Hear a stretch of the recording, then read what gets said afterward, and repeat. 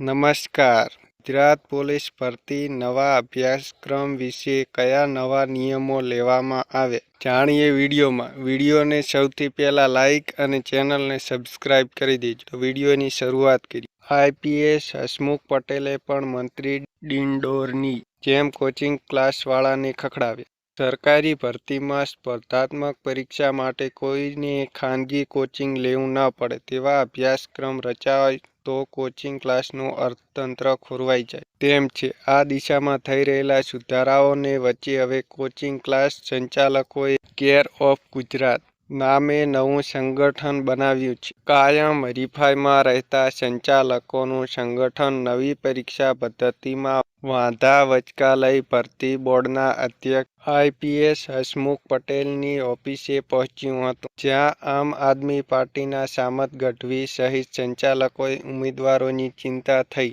રહી છે એટલે આવ્યાનું કહીને લાંબી વાર્તાઓ શરૂ કરતા સ્વભાવે શાંત આ આઈપીએસ અકળાયા હતા. હસમુખ પટેલે ચિંતા કરવા અમે છીએ અને જે રજૂઆતો મળે છે તેને અમે ઉકેલીએ છીએ. તમે તેમાં ન પડો એમ કહેતા નવા સંગઠનની હાલત જોવા જેવી થઈ હતી. આ અગાઉ શિક્ષણ મંત્રી કુબેર ડિંડોર સમક્ષ આવેલા કોચિંગવાળાઓની પણ આવી જ હાલત થઈ હતી. મિત્રો, આઈપીએસ હસમુખ પટેલે એમ કહ્યું કે અમે રજૂઆત કરે છે તેને સાંભળીએ છીએ. સંગઠન બનાવ્યું તેમને એમ કહેલું. અને નવી પરીક્ષા પદ્ધતિમાં અભ્યાસક્રમ કેવો પૂછાય તે કોમેન્ટમાં જરૂર લખજો. મિત્રો, આવા જોબ અને યોજના રિલેટેડ વિડીયો જોવા અમારી ચેનલને સબસ્ક્રાઇબ કરી દેજો.